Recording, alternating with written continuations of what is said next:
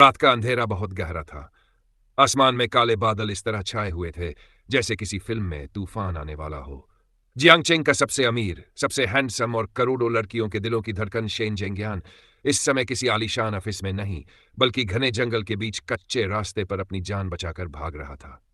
उसका महंगा सूट जगह जगह से फट चुका था, बाल बिखरे हुए थे और सांसें तेजी से चल रही थी। लेकिन उसकी ऐसी हालत क्यों हुई? इस सब के पीछे उसका अपना छोटा भाई शेन एर था। उसने शेन ग्रुप और पूरी संपत्ति हथियाने के लिए बेहद खतरनाक साजिश रची।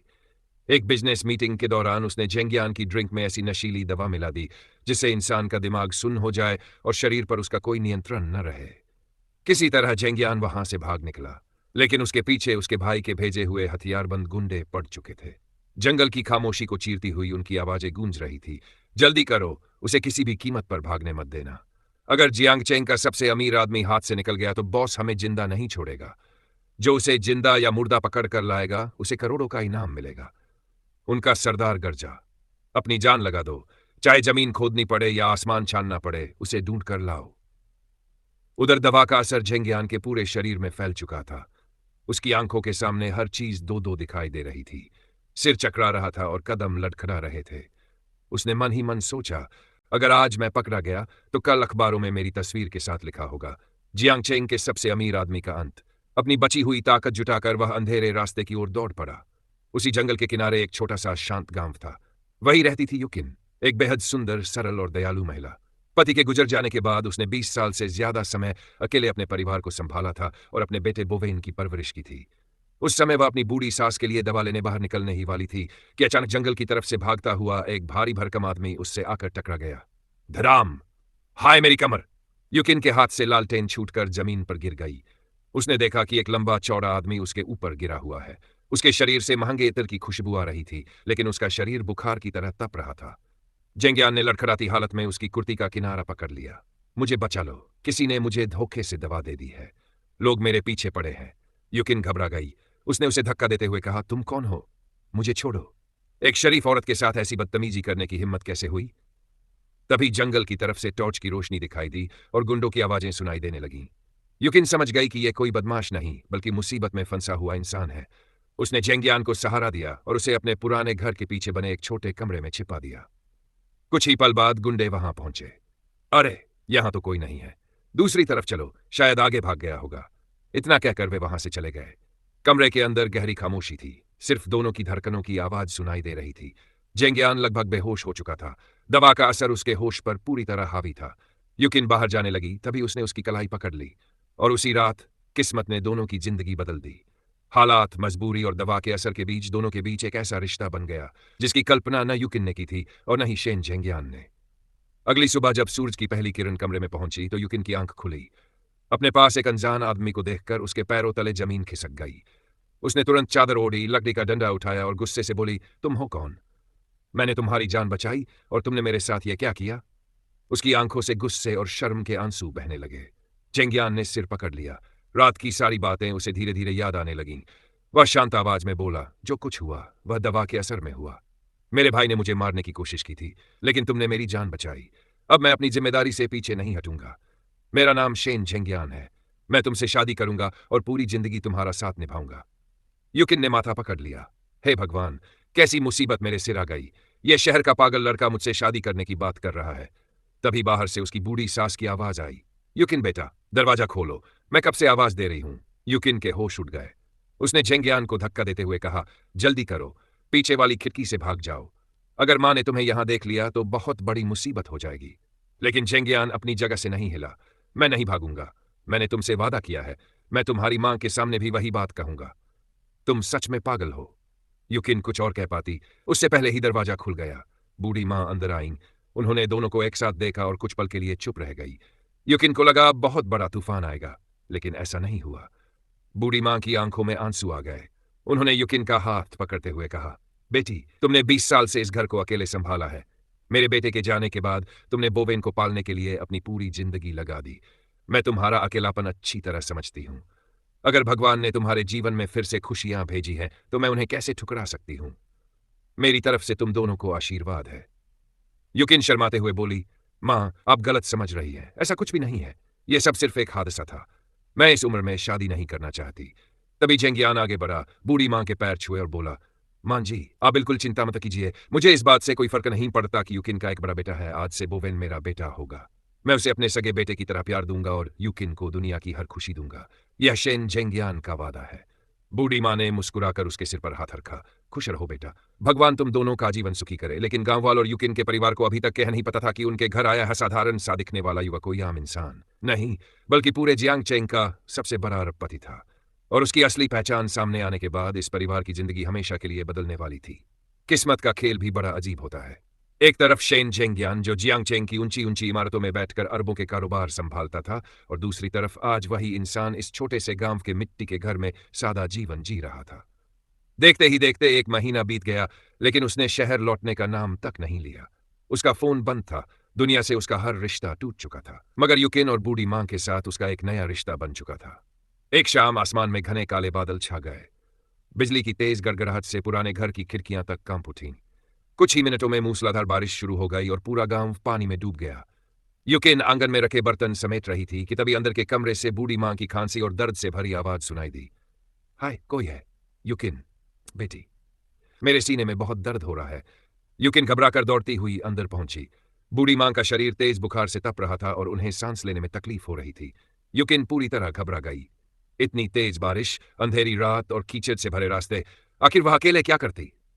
तभी दरवाजा खुला और शेन जेंगियान अंदर आया। उसके हाथ में एक पुराना रेनकोट था। उसने बूढ़ी मां की हालत देखी और बिना एक पल गंवाए यूकिन के कांपते हाथ थाम लिए। यूकिन, घबराओ मत, मैं हूं ना। अब से ये जिम्मेदारी मेरी है। मैं मां जी को अपनी पीठ पर उठाकर अस्पताल ले जाऊंगा। यूकिन ने चिंतित होकर कहा, लेकिन बाहर बहुत तेज बारिश हो रही है। रास्ता पूरा कीचड़ से भरा है। तुम गिर जाओगे। जेंगियान हल्का सा मुस्कुराया। क्या तुम्हें सच में लगता है कि तुम्हारा होने वाला पति इतना कमजोर है? तुम बस मां जी का ध्यान रखना, बाकी मुझ पर छोड़ दो। इतना कहकर उसने बूढ़ी मां को अपनी मजबूत पीठ पर उठा लिया। मूसलाधार बारिश लगातार बरस रही थी। रास्ते में उसके पैर बार बार कीचड़ में धंस रहे थे, लेकिन उसने एक पल के लिए भी कदम नहीं रोके। युकिन लालटेन लेकर उसके पीछे पीछे चल रही थी। उसने जेंगियान की पीठ की ओर देखा और पहली बार उसके दिल में एक अजीब सा सुकून उतर आया। उसने मन ही मन सोचा, शहर का ये इंसान सचमुच सोने जैसा दिल रखता है। इसके रहते मुझे किसी बात का डर नहीं। काफी मुश्किलों के बाद वे गांव के छोटे अस्पताल पहुंचे। वहां मौजूद डॉक्टर तुरंत बूढ़ी मां को अंदर ले गया। कुछ देर बाद वह बाहर आया और बोला, इनकी हालत बहुत गंभीर थी, लेकिन तुम लोग समय पर ले आए। अगर आधे घंटे की भी देर हो जाती तो इन्हें बचाना मुश्किल था। फिलहाल खतरा टल गया है। युकिन ने राहत की सांस ली। जेंगियान पूरी तरह भीग चुका था। उसके कपड़ों से पानी टपक रहा था। युकिन ने एक साफ कपड़ा उठाया और उसके चेहरे पर जमी बारिश की बूंदें पोंछने लगी। जेंगियान ने मुस्कुराते हुए उसका हाथ पकड़ लिया। अच्छा, आखिर तुम्हें मेरी चिंता भी होने लगी। युकिन का चेहरा शर्म से लाल हो गया। उसने धीरे से पूछा, जेंगियान, उस दिन मां के सामने जो कुछ तुमने कहा था, क्या वह सब आज भी सच है? क्या तुम सच में मेरे जैसी गांव की औरत से शादी करोगे? जेंगियान ने उसके दोनों हाथ अपने सीने पर रख दिए। युकिन, कभी खुद को कम मत समझना। तुम मेरी जिंदगी हो। अगर तुम तैयार हो तो मैं पूरी दुनिया के सामने तुम्हें अपनी पत्नी बनाऊंगा। युकिन ने मुस्कुराते हुए धीरे से सिर हिला दिया। हाँ, उसका जवाब सुनकर जेंगियान की आंखों में खुशी चमक उठी। उसी समय अस्पताल के बाहर कई गाड़ियों के हॉर्न एक साथ गूंज उठे। कुछ ही पल में अस्पताल का पूरा परिसर तेज रोशनी से भर गया। कई काली लग्जरी एसयूवी आकर रुकीं। उनमें से महंगे सूट पहने कई अधिकारी और बॉडीगार्ड उतरे।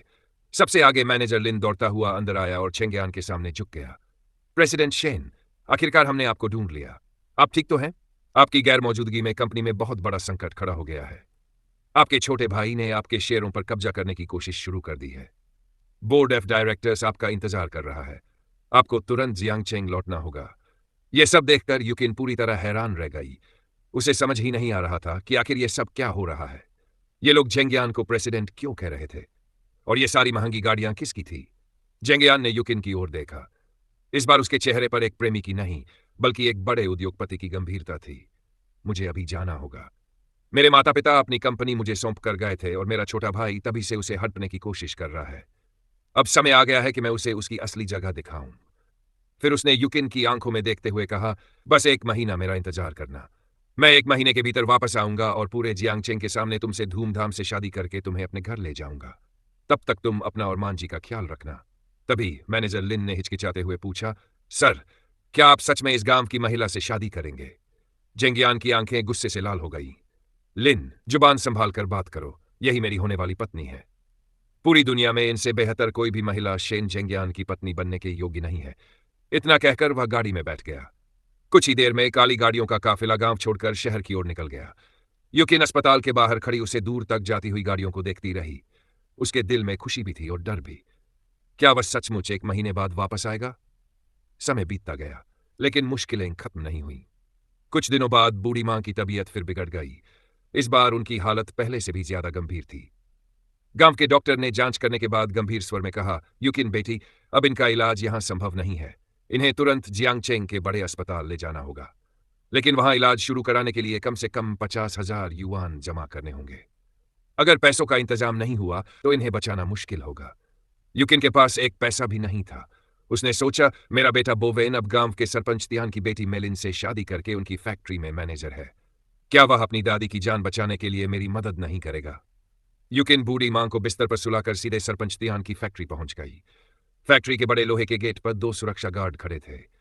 उन्होंने युकिन के पुराने कपड़े देखे और उसे रोक दिया। अरे, कहां चली आ रही हो? यह सरपंच तियान की फैक्ट्री है। यहां किसी भी अजनबी का अंदर आना मना है। चलो, यहां से निकलो। युकिन ने हाथ जोड़ते हुए कहा, भैया, मैं कोई अजनबी नहीं हूं। मैं यहां के मैनेजर हो बोवेन की मां हूं। मेरी सास बहुत बीमार है। मुझे उनसे जरूरी काम है। कृपया मुझे अंदर जाने दीजिए। दोनों गार्ड ठहाका लगाकर हंस पड़े। वाह, कैसी कहानी बना रही हो। हमारे मैनेजर इतने बड़े घर के दामाद हैं। उनकी मां भी जरूर किसी अमीर परिवार से होंगी। और तुम्हारी हालत देखो। यहां से चली जाओ। उसी समय फैक्ट्री का दरवाजा खुला और बोवेन अपनी पत्नी मेलिन के साथ बाहर आया। अपनी मां को वहां देखकर उसके चेहरे पर चिंता नहीं, बल्कि शर्म दिखाई दी। उसने गुस्से में कहा, मां, आप यहां क्यों आई है? मैंने कितनी बार कहा है कि जब समय मिलेगा मैं खुद गांव आऊंगा। यहां आकर मेरी इज्जत खराब क्यों कर रही है?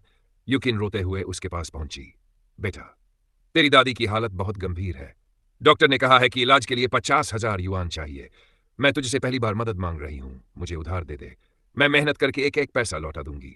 बोवेन ने जेब से कुछ सिक्के और थोड़े से नोट निकालकर उसके हाथ पर रख दिए। मेरे पास अभी बस इतना ही है। लेना है तो लो, वरना वापस चली जाओ। युकिन ने उन पैसों को देखा और दर्द भरी आवाज में कहा, बेटा, इससे तो दवा भी नहीं आएगी। मुझे 50,000 युआन चाहिए। तभी मेलिन आगे बढ़ी। उसने अपना महंगा चश्मा उतारा और गुस्से से बोली, हो बोवेन, तुम्हारी हिम्मत कैसे हुई इस औरत को पैसे देने की? और तुम्हें 50,000 युआन चाहिए? क्या अपनी सास का कफन खरीदने की तैयारी कर रही हो? युकिन की आंखों से आंसू बह निकले। बहू, मैं यह पैसा भीख में नहीं मांग रही, उधार मांग रही हूं। मेरे पास होते ही लौटा दूंगी। आखिर तुम्हारी दादी ने बोवेन को पाल पोस कर बड़ा किया है। मेलिन गुस्से से आगे बढ़ी। उसके नए जूतों पर थोड़ा सा कीचड़ लगा हुआ था। उसने तिरस्कार भरी नजरों से युकिन को देखते हुए कहा, अगर तुम्हें पैसे चाहिए तो पहले मेरे ये जूते साफ करो। पूरे कारखाने के सामने घुटनों के बल बैठकर अपने हाथों से इन्हें चमकाओ। अगर मुझे अच्छा लगा तो शायद मैं तुम्हारी मदद कर दूं। बोवेन वहीं चुपचाप खड़ा रहा। उसमें अपनी पत्नी के खिलाफ एक शब्द बोलने की भी हिम्मत नहीं थी। वह पूरी तरह उसकी बातों के सामने झुक चुका था। युकिन ने उम्मीद भरी नजरों से अपने बेटे की तरफ देखा, लेकिन उसने अपना चेहरा दूसरी ओर फेर लिया। एक मां के लिए इससे बड़ा अपमान और क्या हो सकता था? आंखों में आंसू लिए युकिन घुटनों के बल बैठ गई और मिलिन के जूते साफ करने लगी। लेकिन जैसे ही उसने जूते साफ किए, मिलिन ने उसे जोर से धक्का दे दिया। वह हंसते हुए बोली, देखो इस औरत को। मैंने घुटने टेकने को कहा और ये तुरंत बैठ गई। मैंने कब कहा था कि मैं पैसे दूंगी? मैं तो बस मजाक कर रही थी। अब यहां से चली जाओ। बोवेन भी चिल्लाया, हां मां, यहां से चली जाओ। हमारी इज्जत खराब मत करो। टूटा हुआ दिल लेकर युकिन वहां से चली गई। उसने आसमान की ओर देखकर रोते हुए कहा, जेंगियान, तुम कहां हो? तुमने कहा था कि 1 महीने में लौट आओगे। आज पूरा 1 महीना हो गया। उधर गांव के सरपंच तियान और उनका परिवार खुशी से झूम रहा था। उन्हें अभी अभी जिले के अधिकारी ने खबर दी थी कि जियांग चेंग के सबसे बड़े उद्योगपति प्रेसिडेंट शेन जेंगियान उनकी फैक्ट्री को करोड़ों का ठेका देने वाले हैं और उस परियोजना का प्रमुख बोवेन को बनाया जाएगा।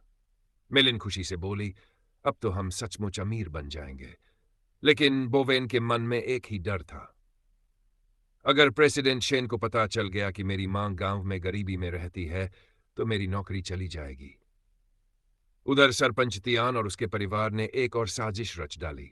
उन्होंने कहा, अगर इस औरत की वजह से हमारा ठेका रद्द हो गया तो सब खत्म हो जाएगा। इसे अभी हो परिवार के पूर्वजों के स्मृति भवन में ले चलो और इसे इतना मजबूर कर दो कि यह खुद अपनी जान दे दे। कुछ लोग जबरदस्ती युकिन को वहां ले गए। वहीं उसके दिवंगत पति की तस्वीर रखी हुई थी। बूढ़ी मां का भी वहीं अंतिम संस्कार की तैयारी के लिए पार्थिव शरीर रखा था, क्योंकि समय पर इलाज न मिलने से उनका निधन हो चुका था। बोवेन गुस्से में अपनी मां से बोला, मां, तुम्हारी वजह से मेरी जिंदगी बर्बाद हो रही है। अगर तुम जिंदा रही तो मैं कभी बड़ा आदमी नहीं बन पाऊंगा। युकिन फूट फूट कर रो पड़ी। बोवेन, मैं तुम्हारी मां हूं। मैंने अपना सब कुछ त्याग कर तुम्हें बड़ा किया। तुम्हारी दादी तुमसे सबसे ज्यादा प्यार करती थी, लेकिन तुमने उनकी मदद तक नहीं की। क्या तुम्हें भगवान का भी डर नहीं लगता? बोवेन ने कठोर आवाज में कहा, मुझे सिर्फ अपनी दौलत की परवाह है। इतने में धड़ाम मुख्य लोहे का दरवाजा जोरदार आवाज के साथ टूटकर खुल गया। बाहर कई काली लग्जरी गाड़ियां खड़ी थी। उनमें से उतरा जियांग चेंग का सबसे बड़ा उद्योगपति शेन जेंगियान। उसके साथ उसका सहायक वांग, मैनेजर लिन और कई सुरक्षाकर्मी मौजूद थे। जमीन पर गिरी युकिन को देखकर चेंगियान की आंखों में गुस्सा साफ दिखाई दे रहा था। कुछ लोग उसे रोकने की कोशिश करते हुए बोले, यह हमारे गांव का मामला है, यहां से चले जाओ। चेंगियान ने बिना कुछ कहे अपनी जेब से सुनहरा पहचान पत्र निकाला। तभी मैनेजर लिन आगे बढ़ा और ऊंची आवाज में बोला, सावधान, ये कोई साधारण व्यक्ति नहीं है। ये शेन ग्रुप के अध्यक्ष और पूरे देश के सबसे बड़े उद्योगपति प्रेसिडेंट शेन जेंगियान है। ये सुनते ही वहां मौजूद सभी लोगों के होश उड़ गए। सरपंच दियान, मेलिन और बोवेन के चेहरे का रंग उड़ गया। बोवेन हकलाते हुए बोला, पर प्रेसिडेंट शेन, आप यहां? जेंगियान ने कोई जवाब नहीं दिया। वह सीधे युकिन के पास गया, उसे अपने सहारे से उठाया और उसके कपड़ों की धूल साफ करते हुए बोला, युकिन, मुझे माफ कर दो। कंपनी की समस्याओं में मुझे उम्मीद से ज्यादा समय लग गया, लेकिन मैं अपना वादा कभी नहीं भूलता। आज से कोई भी तुम्हारा अपमान करने की हिम्मत नहीं करेगा। फिर उसने गुस्से से बोवेन और सरपंच की ओर देखा। सहायक वांग, इन सबको तुरंत पुलिस के हवाले कर दो। इन्होंने जो किया है उसके लिए कानून के अनुसार कार्रवाई होगी। यह सुनते ही बोवेन अपनी मां के पैरों में गिर पड़ा। मां, मुझे माफ कर दो, मैं आपका बेटा हूं। युकिन ने धीरे से अपना पैर पीछे खींच लिया। उसने दर्द भरी आवाज में कहा, जिस दिन तुमने अपनी दादी को मरने के लिए छोड़ दिया और मुझे सबके सामने अपमानित किया, उसी दिन हमारा रिश्ता खत्म हो गया। आज से तुम मेरे लिए अजनबी हो। इसके बाद जेंगियान युकिन का हाथ पकड़कर वहां से चला गया। कुछ समय बाद वे शेन परिवार की विशाल हवेली पहुंचे। पूरी हवेली रोशनी से जगमगा रही थी। जेंगियान ने सभी नौकरों को बुलाकर कहा, ध्यान से सुन लो, आज से ये इस घर की मालकिन है। इनका सम्मान करना ही तुम सबकी पहली जिम्मेदारी है। उसने युकिन के लिए महंगे आभूषण, सुंदर रेशमी वस्त्र और हर सुख सुविधा का इंतजाम कर दिया। वह मुस्कुराकर बोला, युकिन, तुम सिर्फ इस घर की नहीं, मेरे दिल की रानी हो। मैं तुम्हारे लिए ऐसी शादी करूंगा जिसे पूरी दुनिया याद रखेगी। लेकिन इस हवेली में दो लोग ऐसे थे जिन्हें यह रिश्ता बिल्कुल पसंद नहीं था। पहली थी जेंगियान की बेटी सियू और दूसरी थी मिसवू, जो उसकी पहली पत्नी की बहन थी। मिसवू ने सियू के मन में जहर भरना शुरू कर दिया। अगर यह गांव की औरत इस घर की मालकिन बन गई तो तुम्हारी मां की सारी यादें मिट जाएंगी। सियू गुस्से में युकिन के कमरे में पहुंची। उस समय युकिन अपनी दिवंगत सास की तस्वीर साफ कर रही थी। सियू ने तस्वीर छीनकर जमीन पर फेंक दी। कांच टूटने की आवाज पूरे कमरे में गूंज उठी। सियू गुस्से से बोली, तुम्हारी हिम्मत कैसे हुई इस घर में रहने की? चाहे जितने महंगे कपड़े पहन लो, तुम गांव की औरत ही रहोगी। यहां से चली जाओ। युकिन की आंखों में आंसू भर आए। मैं यहां तुम्हारे पिता की इच्छा से आई हूं। मैंने किसी का बुरा नहीं चाहा। सियू ने नौकरों को आदेश दिया, इसे यहां से बाहर निकाल दो।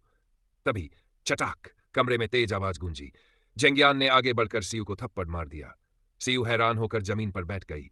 जेंगियान ने कठोर स्वर में कहा, सियू, ये मेरी पत्नी है और तुम्हें इनका सम्मान करना होगा। अगर दोबारा तुमने इनके साथ बदतमीजी की तो मुझे बहुत कठोर फैसला लेना पड़ेगा। मिस वू बीच में बोली, जीजाजी, आप एक बाहरी औरत के लिए अपनी बेटी पर हाथ उठा रहे हैं। जेंगियान ने सख्त नजरों से उसकी ओर देखा। मिस वू, मुझे तुम्हारी हर चाल का पता है। अगर तुमने इस घर का माहौल खराब करने की कोशिश की तो तुम्हें भी यहां रहने का अधिकार नहीं रहेगा। इसके बाद उसने युकिन से कहा, तुम चिंता मत करो, ड्रैगन बोट उत्सव पर होने वाली पार्टी में मैं सबके सामने हमारी शादी और आने वाले बच्चे की खुशखबरी की घोषणा करूंगा। कुछ दिनों भव्य समारोह का दिन आ गया। युकिन बेहद सुंदर पोशाक पहनकर समारोह में पहुंची। उसे देखकर वहां मौजूद बड़े बड़े उद्योगपतियों के परिवार भी उसकी सुंदरता की तारीफ करने लगे। लेकिन मिस वू अब भाई लोगों के बीच उसके खिलाफ बातें फैलाने में लगी हुई थी। उसी समय जेंगियान का पुराना अंगरक्षक वहां पहुंचा।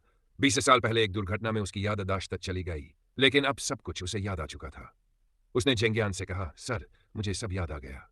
20 साल पहले जिस महिला ने आपकी पहली पत्नी की जान बचाई, उसके कंधे पर तितली के आकार का एक जन्म चिन्ह था।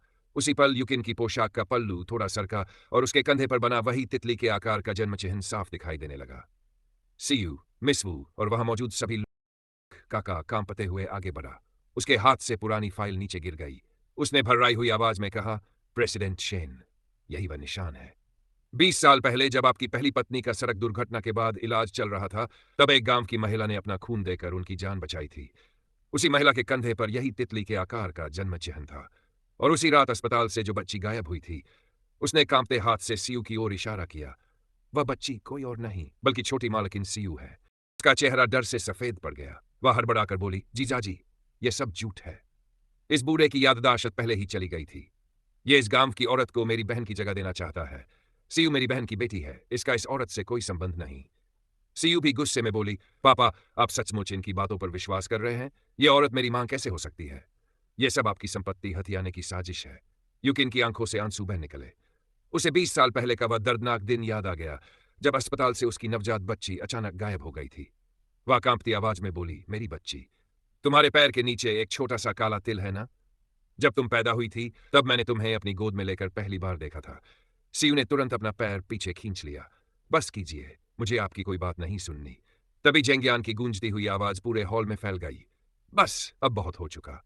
उसने सहायक वांग की ओर देखा। अभी इसी समय शहर के सबसे बड़े चिकित्सा विशेष और डीएनए विशेषज्ञों को यहां बुलाया जाए। आज सच सबके सामने आएगा। सिर्फ 20 मिनट के भीतर विशेषज्ञ डॉक्टरों की टीम वहां पहुंच गई।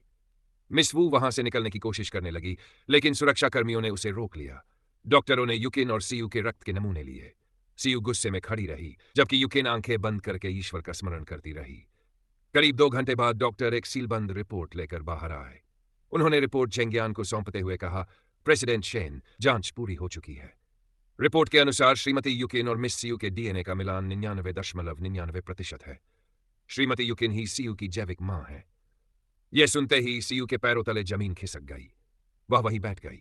उसे एक एक करके वे सारे पल याद आने लगे, जब उसने अपनी ही मां को अपमानित किया था, उन्हें घर से निकालने की कोशिश की थी और उनकी भावनाओं को ठेस पहुंचाई थी। मिस वू ने तुरंत अपना रंग बदल लिया। वह सीयू के पास जाकर बोली, बेटी, मुझे माफ कर दो। मुझे भी सच्चाई नहीं पता थी। मैं भी धोखे में थी। लेकिन जेंगियान ने कठोर स्वर में कहा, बस तुमने 20 वर्षों तक मेरी बेटी को उसकी मां से दूर रखा। तुमने सिर्फ अपने स्वार्थ के लिए पूरे परिवार की जिंदगी बर्बाद कर दी। अब तुम्हारी जगह इस घर में नहीं बल्कि जेल में है। इतना कहते ही पुलिस आगे बढ़ी और मिस वू को गिरफ्तार कर लिया। वह लगातार माफी मांगती रही, लेकिन इस बार किसी ने उसकी एक नहीं सुनी। कुछ ही देर में पूरे हॉल में सिर्फ परिवार के लोग रह गए। सीयू रोते हुए युकिन के सामने आई और घुटनों के बल बैठ गई। मां, मुझे माफ कर दीजिए। मैंने आपको पहचाना नहीं। मैंने अपनी ही मां का अपमान किया। अगर आप चाहे तो मुझे सजा दीजिए, लेकिन मुझे अपनी बेटी कहने से इंकार मत कीजिए। युकिन की आंखों से भी आंसू बह निकले। उसने बिना एक पल गंवाए सीयू को उठाकर अपने सीने से लगा लिया। युकिन, मां अपने बच्चों से कभी नफरत नहीं करती। तुम जैसी भी हो, हमेशा मेरी बेटी रहोगी। लेकिन यह खुशी ज्यादा देर तक टिकने वाली नहीं थी। हवेली के बाहर अंधेरे में खड़ी एक कार के अंदर कोई व्यक्ति बैठा यह सब देख रहा था। वह था झेंगियान का सौतेला छोटा भाई शेन रोफिंग। उसने फोन पर मुस्कुराते हुए कहा, शेन रोफिंग, तो आखिर मेरे बड़े भाई को उसका परिवार मिल ही गया। बहुत अच्छा। अब वह अपने परिवार में व्यस्त रहेगा और मैं शेन ग्रुप के वे गुप्त दस्तावेज हासिल कर लूंगा जिनसे पूरी कंपनी मेरे नाम हो सकती है। वह कुछ पल रुका, फिर धीमी आवाज में बोला, शेन रोफिंग, और एक बात, युकिन के गर्भ में पल रहे बच्चे को इस दुनिया में आने का कोई अधिकार नहीं है। मेरा अगला निशाना वही होगा।